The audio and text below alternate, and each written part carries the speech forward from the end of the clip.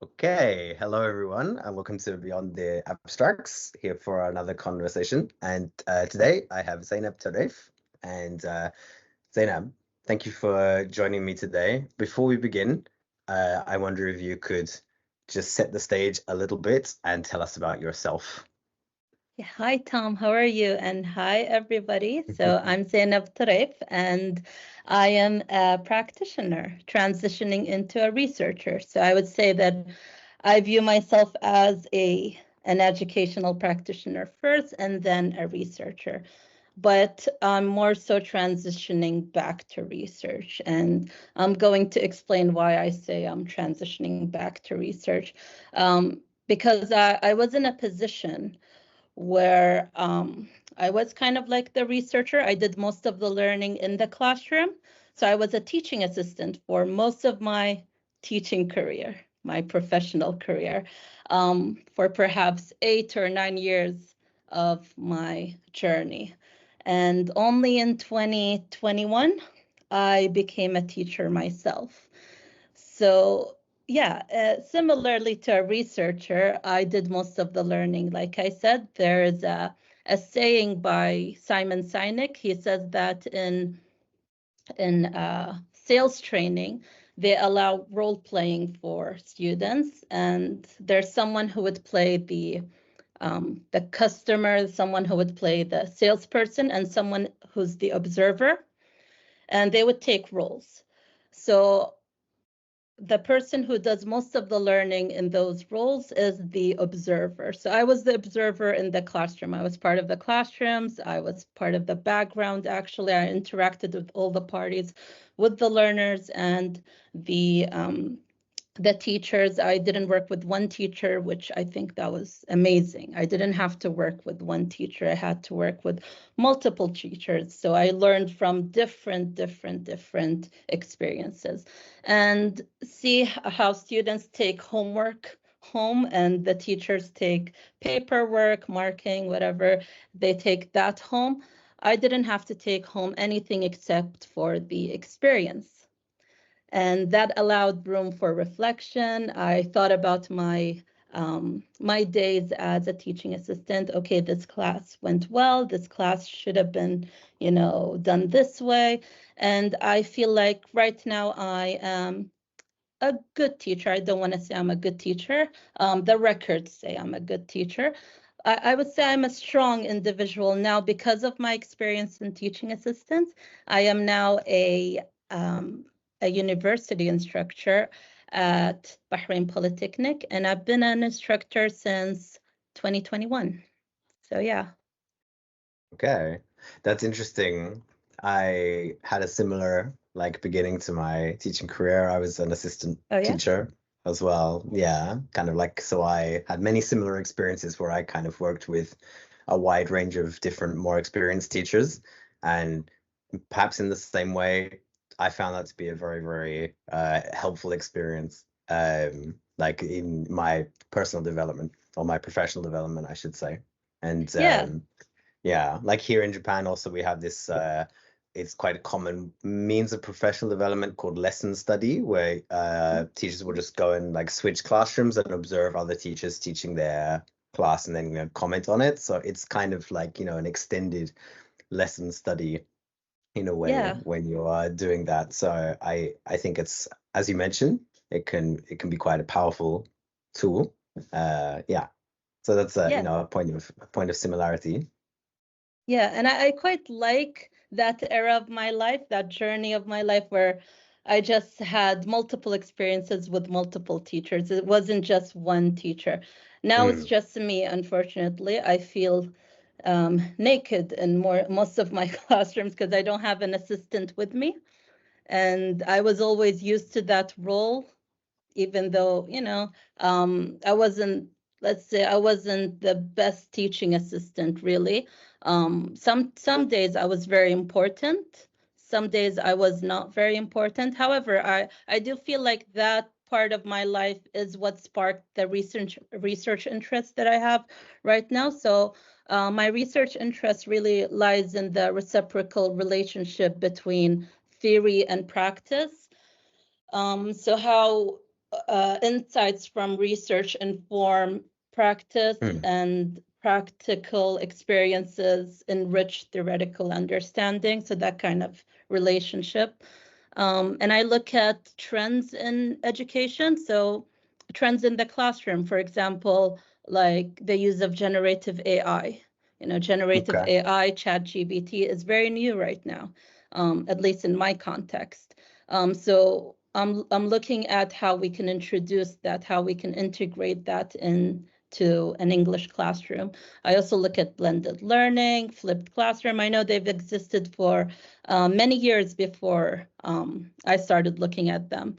However, they are relatively new in my context. And like I said, I'm in Bahrain, in the Middle East. We're very much similar to your context in Japan. The teachers are the ones who are used to leading the class. It wasn't always student-centered. And now they're transitioning. They're trying to become student-centered. We're allowing more things in the classroom. And I find that quite interesting. Yeah. Yeah. Okay, so we learned a little bit about your professional trajectory and your research trajectory there. Before we get any deeper into that, I wonder if we could jump even back behind, like before that, and yeah, sure. I'm all over the place. What is it that what kind of pushed you into the teaching assistant path? I was wondering, were there any kind of influences that drove you in that direction? Yeah. Yeah. I don't want to say it's accidental, but it happened that way. I always thought I would work in a position, not behind a desk doing, desk work. I knew that I wanted to become somewhere where I'm moving around, working with different people, many people. So I needed a job at the age of 19. And I started applying everywhere. I was okay with anything, because I needed to pay my tuition fees back then. And the only people that got back to me, the only firm, was the British Council. They're like, okay, can you start tomorrow? And I wasn't sure what I was getting myself into. Yeah, and the next day I showed up and they're like, we need an assistant. And I'm like, what type of assistant? They're like, oh, for the English teachers here. You see, there's a language barrier. The students are Arabic speakers. The teachers are native English speakers. They don't know any Arabic. We need someone in between. So that's kind of how they explained it to me. And I went into the classroom. It was very awkward at the beginning. I didn't know where I should position myself. And then it slowly became very, very fun to be part of the classroom, And I've only ever worked with younger learners, back when I started. I only started with, 10-year-olds up until 12, 13. And right now I'm working with adult learners. Right. But to be honest, as a teaching assistant, it was more fun. Now it's it's more serious. Serious. Yeah, it is. How about your own time as a student? How was that?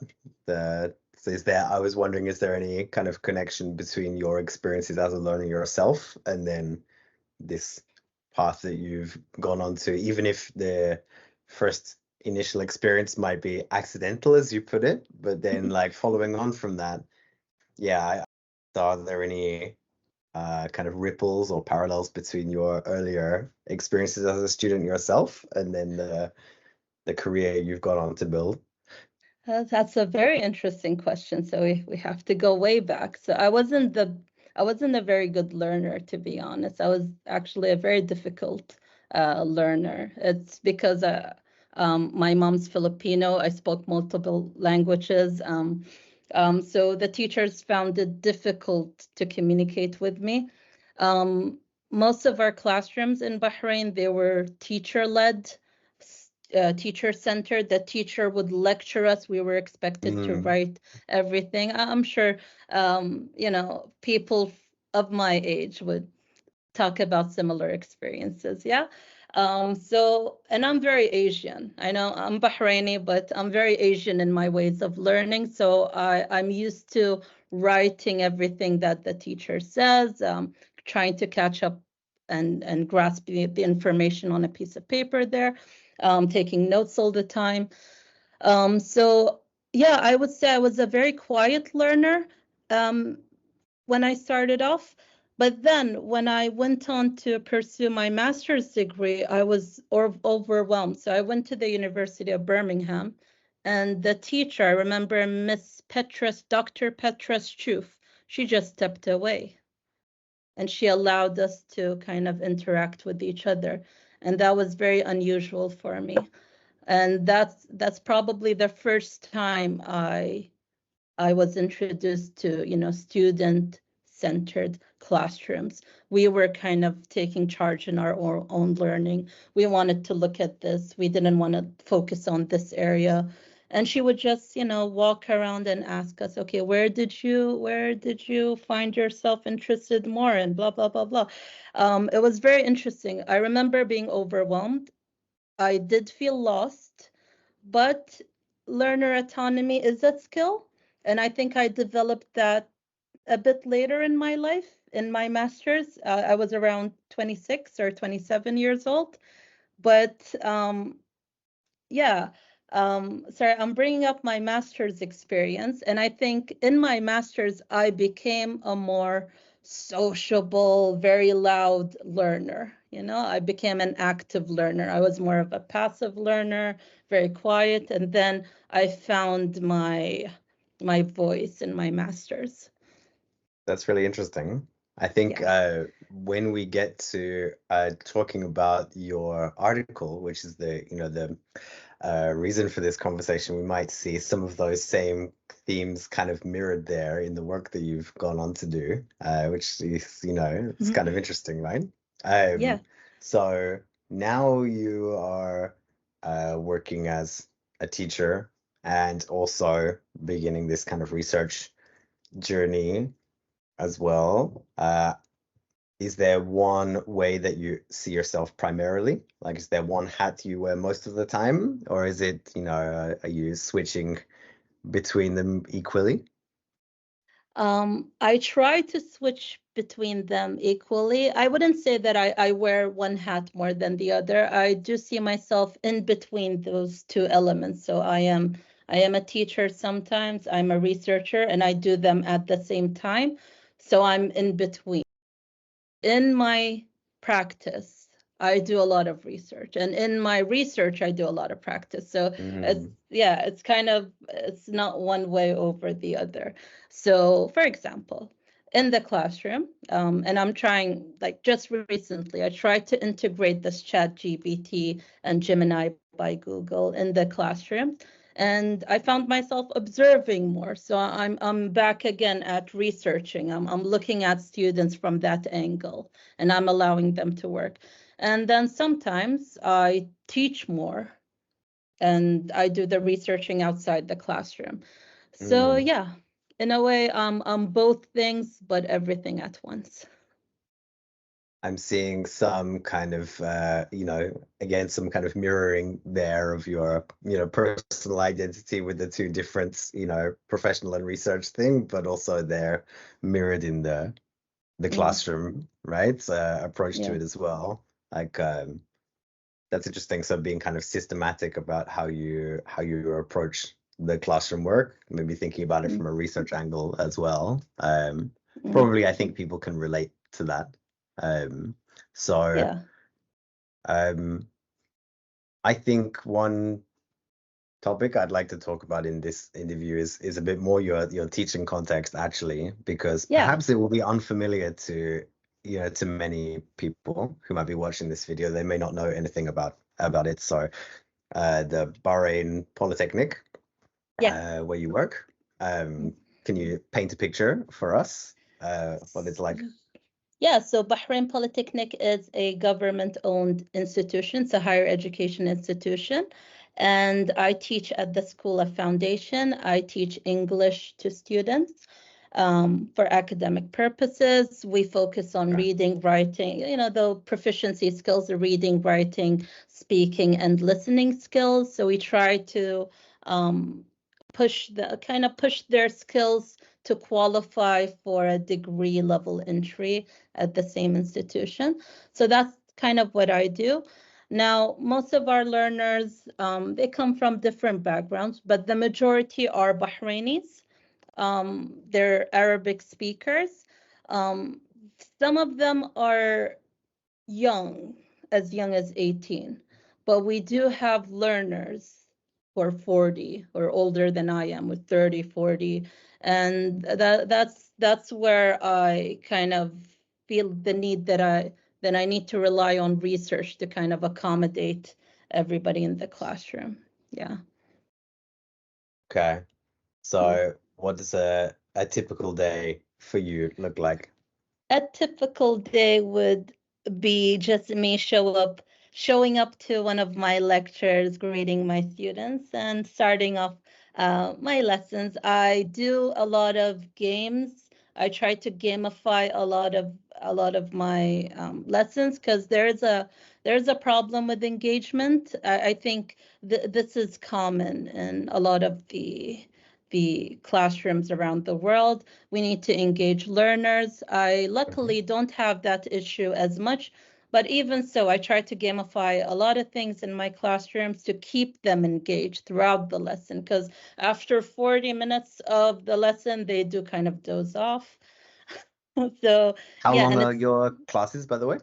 yeah, 2 hours. So 2 hours. 2 hours for students to grasp all the information. It's a lot of time for them to grasp, to absorb.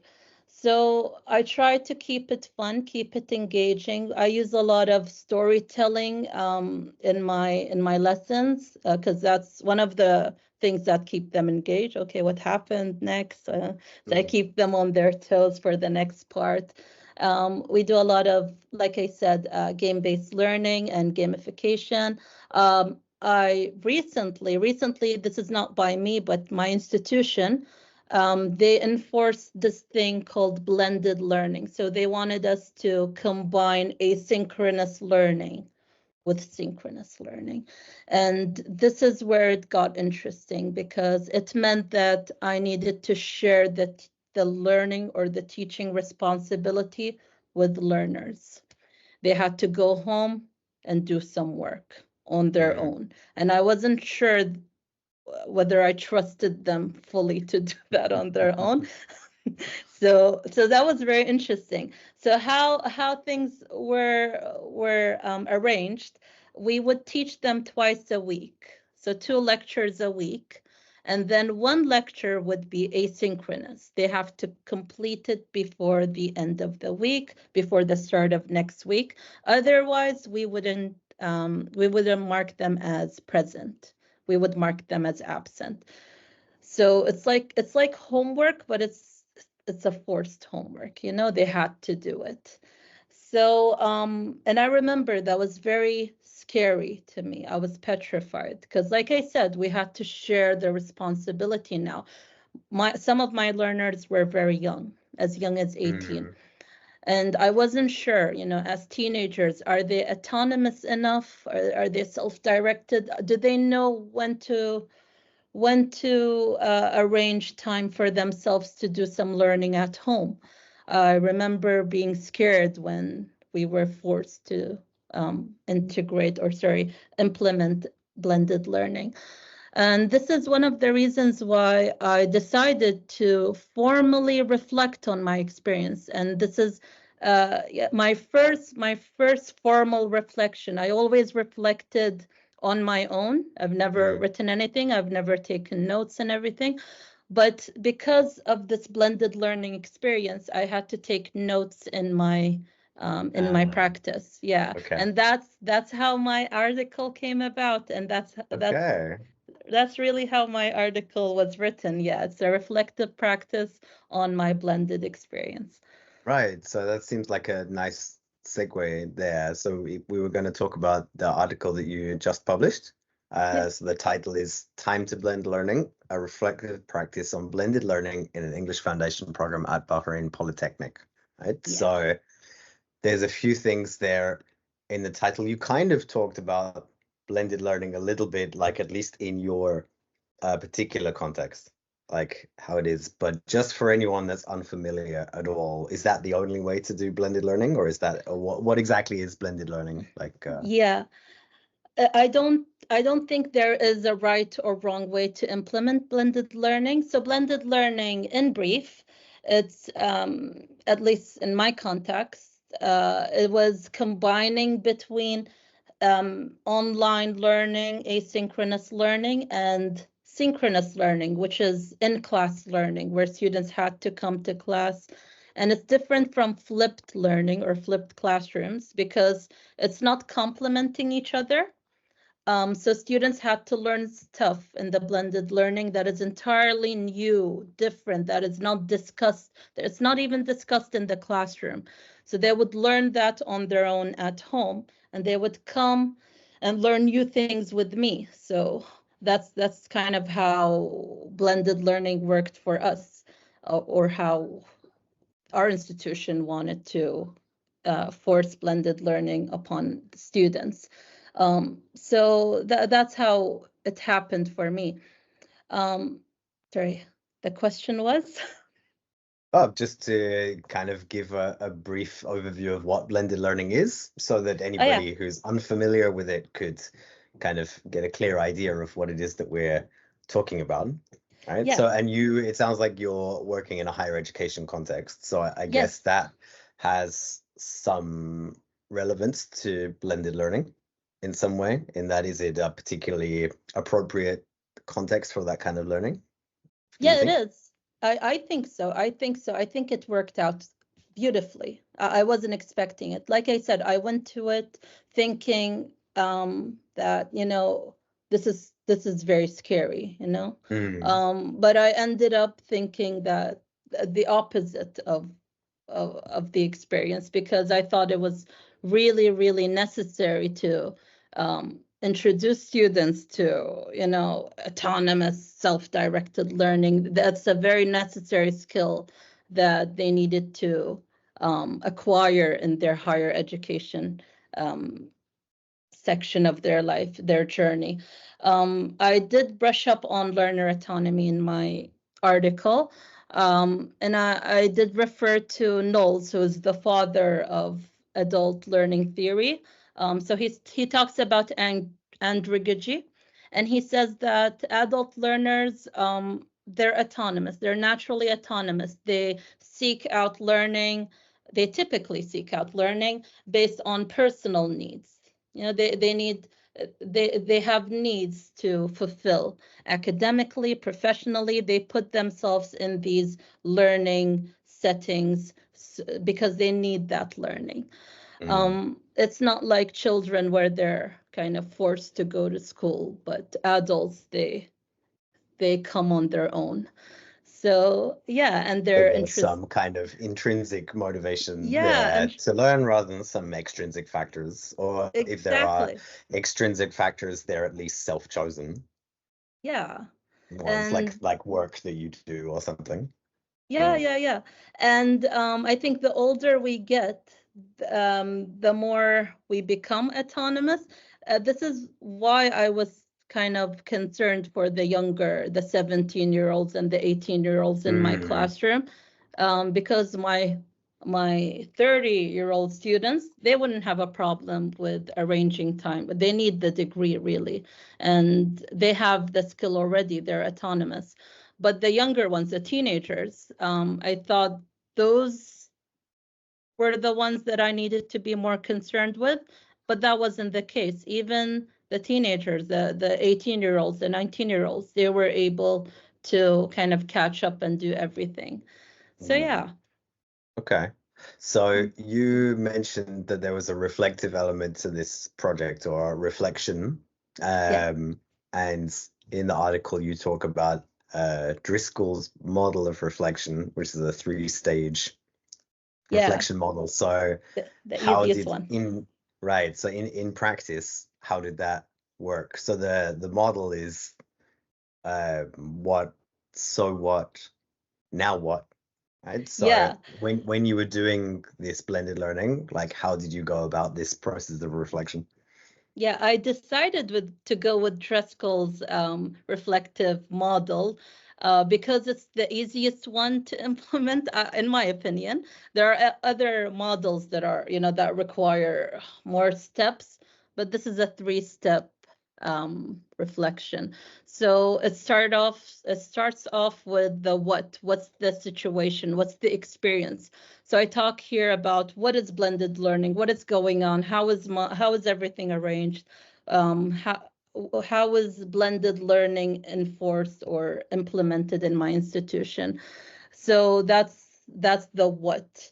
The next stage is the so what. So I make sense of the situation. I talk about, themes and ideas generated from the experience itself.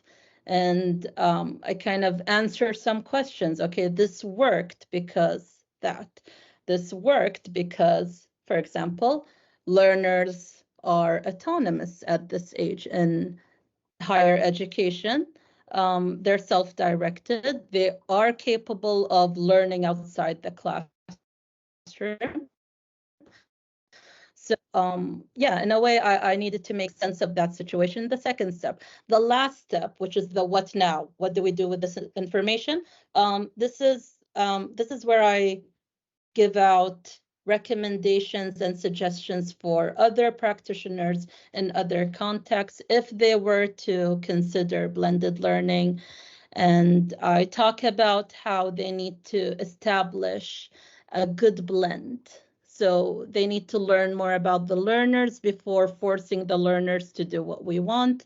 Because blended learning, like you've asked, it's not one way there's no one way to do blended learning. Blended learning comes in many shapes and forms and formats. Sure. Yeah. I also talk about the necessity to perform action research in case something goes wrong. So I do kind of recommend teachers to be researchers, to step away from the teaching role and look at the classroom from a third party perspective. And they kind of look at the problem. If a problem rises from the experience, for example, learners are not doing the work they're supposed to do asynchronously, then they would it's preferable that the teacher looks into this from a researcher point of view and performs action research, target that area, aid it, and hopefully get rid of it in future practices. So I'm curious, when you did this reflection process, was this after the fact, like after the semester had, been completed and you went back and like looked at your notes or something, or was this kind of cycle something that you were going through after each class or each it's not a class because it's blended, so there's these two things, but after each, I don't know, cycle had finished? Or was it something that you were doing internally in your head, like during, the teaching? Or yeah, so when exactly did the reflection occur? Yeah, that's an interesting question. It happened throughout the whole experience, I would say, but writing the article itself happened after I've collected everything and came to certain decisions. Now, throughout the experience itself, the blended learning and the reflection, um, I was reading about it. I was doing some side reading. I was trying to understand certain things about it, and that helped me write my article afterwards. Okay. After the experience was over, I decided, okay, this worked because this, that worked because that. So I was reading and kind of collecting all the information, writing up some notes and everything in the experience itself. Now, nothing has prepared me beforehand for the experience. So I just went into it and I decided, okay, Okay. I'm gonna learn as much as possible from this experience. So I didn't even decide to use the Driscoll's model beforehand. It happened as I was progressing in that experience. And then I decided, okay, this model would work perfectly for my reflection. And that happened in the middle of my experience. So talking about it right now, it kind of sounds weird, because that's how teaching works, doesn't it? You don't you don't prepare yourself for anything. It sounds like what you were talking about with action research, like it's an ongoing kind of cyclical process that you're engaged in at every stage. So okay, so you're, as the this educational experience is progressing and going on, the blended learning is being rolled out in your classes, you're starting to engage in this kind of ongoing reflection. When did you integrate the technology, and like how was that done, and were there any kind of big issues that happened with that, or was the technology that you used essential for its success? Or Technology as in the generative AI and that kind of thing, or do you mean the technology that was used to do the blended learning? Oh yeah, so what we've done is for the asynchronous learning that students had to do at home, we had to use an LMS. Is that how you say a learning management system? Management system. Yeah, and we had to do it on Moodle. So we've recorded lectures, we've set up some quizzes and a lot of activities for them to complete week by week. It was for 15 weeks of learning. So each week they had to do a lesson on their own. They had to complete that lesson and show us evidence of their completion of that lesson. So yeah, that's how it worked. Yeah. And which part, because you mentioned autonomy a few times, like now in our conversation and in the article, which part was more stimulating of their autonomy, would you say? The parts where you were in the classroom working with them directly, or was it more the asynchronous Moodle-based activities, or was it some blend of the two? So yeah, first, like which parts did you think caused that more? And then how did their autonomy kind of manifest in that activity? I wanted to find evidence of their learning outside the classroom. So to be honest, I did ask them. We weren't supposed to discuss the lessons that happen asynchronously. However, I was looking for evidences of whether it worked or not. Whether my lessons, my recorded lessons, my quizzes, my activities, did they work? Did they learn from them? So I did ask a lot of questions like, for example, that I would bring in some examples from the asynchronous lessons, and I'll be like, okay, like we've done the last week in asynchronously, the lesson from last week. And and I would bring an example in this week's lesson just to check their understanding, just to check their progression. And I did find that some students, they would appreciate my help more. So it was more stimulating for them to work in a classroom. I felt also that some students, although they liked the asynchronous learning, they were doing it with each other. They were studying with each other. So I don't know if that defeated the purpose of blended learning, because we wanted them to be autonomous, but they were relying on each other. But that actually worked out well, because we had a sense of community, and in the classroom, there's a sort of teamwork skills there. So they were working with each other's on those lessons at home or away from the classrooms. And they would come to the classroom kind of all on the same page, on board for the next lesson. So I would say that it worked wonderfully both ways. So asynchronously and synchronously, it was both stimulating for students, and it was very interesting for me to see the effects afterwards. So yeah. Okay. So there's a kind of a balance. There's often mentions in the literature and in just, you know, more everyday sense from teachers that want to try and promote autonomy in some way in their classroom. And the balance is between having control, guiding the learning in some way, putting your hand in to guide it, and then also promoting this self-directed learning sometimes, right? On Yeah. the other hand. And how did you balance that in this blended learning environment?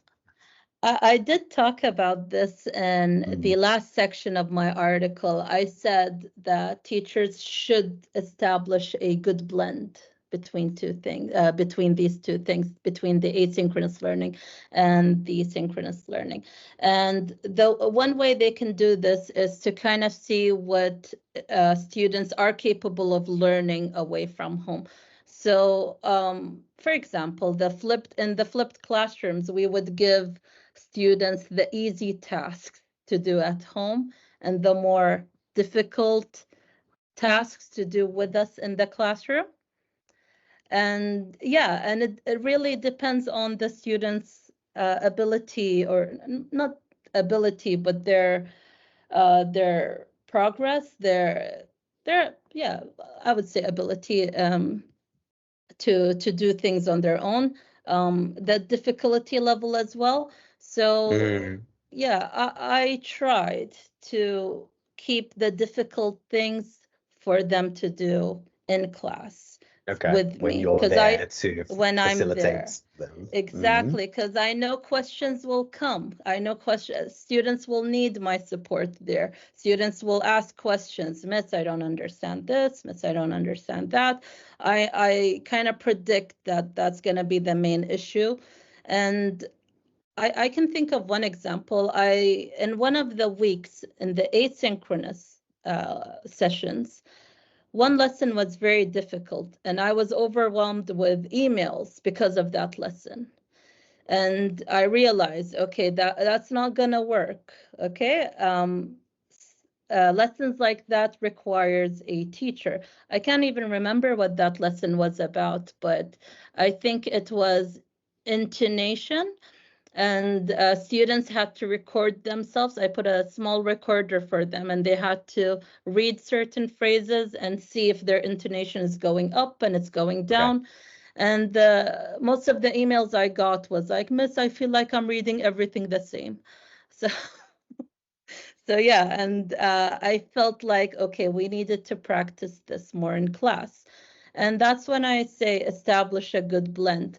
You will notice as a teacher from your positions that some things it doesn't work. Students are not capable of doing that work on their own. So bring that into your classrooms, try and work on it in your classroom, and then give them the easier tasks later on to work on their own. So yeah. Okay. So we talked about having this good blend. So is this this kind of lesson that you learned from this one experience that you wrote about in the article, is this feeding forward into the next iteration of this blended learning? I assume it's still continuing, right? So are the lessons that you learned feeding forward into the next cycle? Yeah, unfortunately, though, afraid to report, it's not continuing.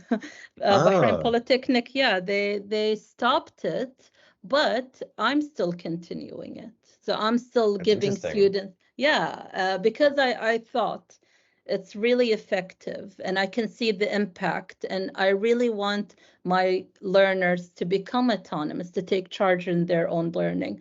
So I want them to acquire that skill early on in the School of Foundation. So when they qualify for degree level courses, they will become more autonomous. They know how to do some learning at home.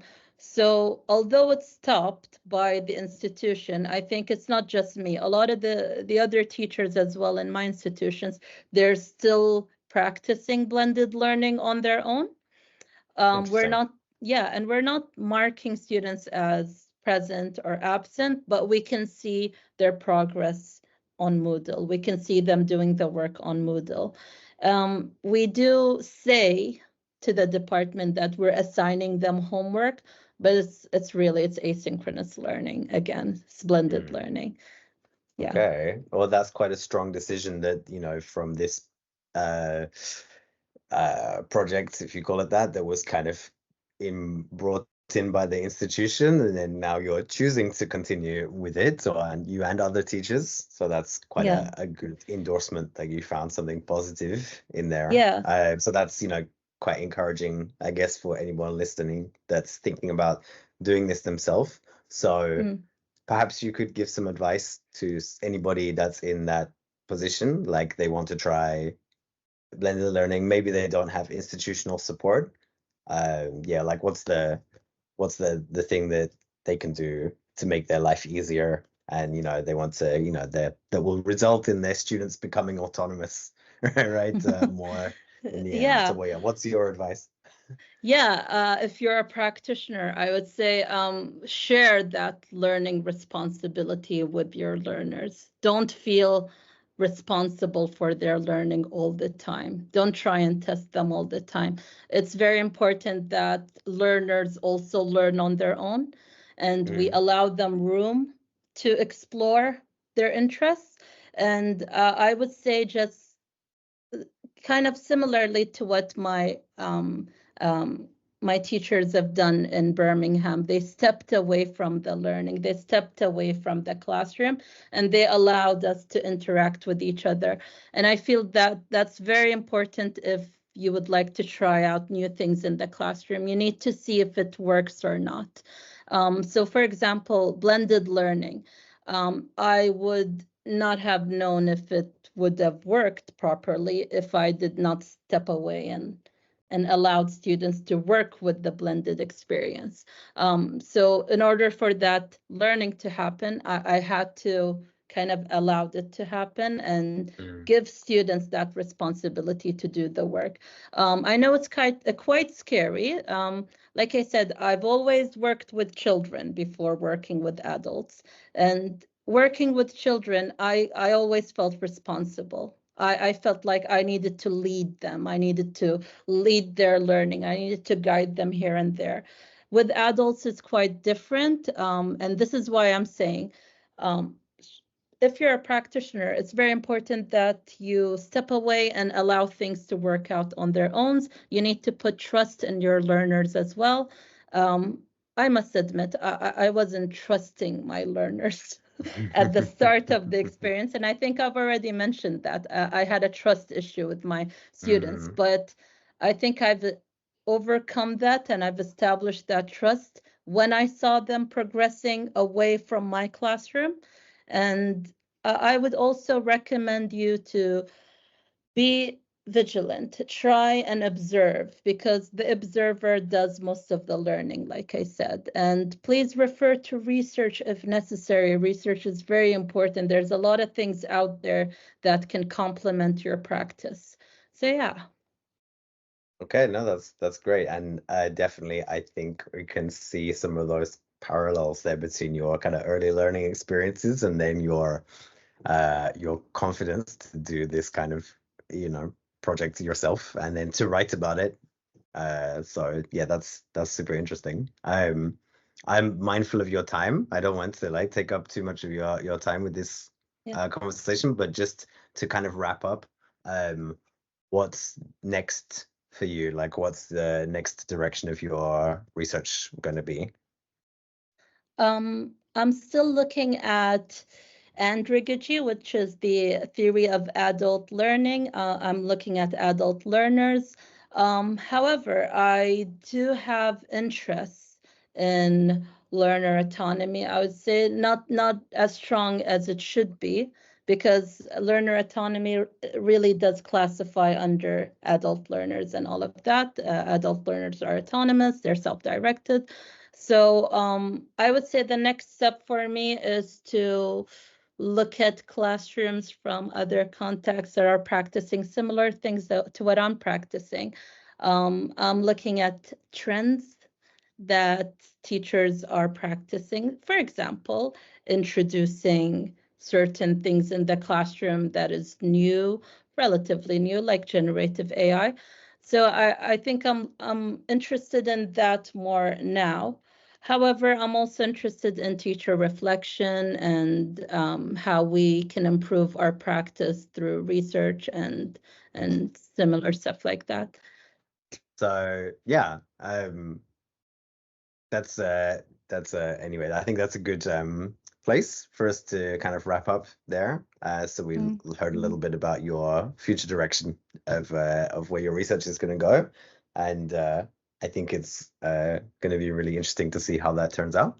So yeah, so Zainab Teraif, thank you very much for your time today. This was a really interesting conversation, and for people listening or watching, we'll put the link to the article underneath this video so that you can read it and learn more. And yeah, do you have anything you want to say just at the end? Please read my article. Worked very hard on it. It's my very first publication, very first published work. So I'm really proud of that. Thank you very much. And I'm really proud of it, more so because it's also my first formal reflection. Like I said, I always reflected on my own as a teaching assistant, and as a teacher, I've always thought of my practice personally by myself. And this time I'm sharing it, and I feel like that's very valuable for other educational practitioners out there who want to improve. So yeah, please read my article, and thank you very much for allowing me to share my articles with your viewers. Yeah, all right, no problem. Well, Zainab, thank you very much.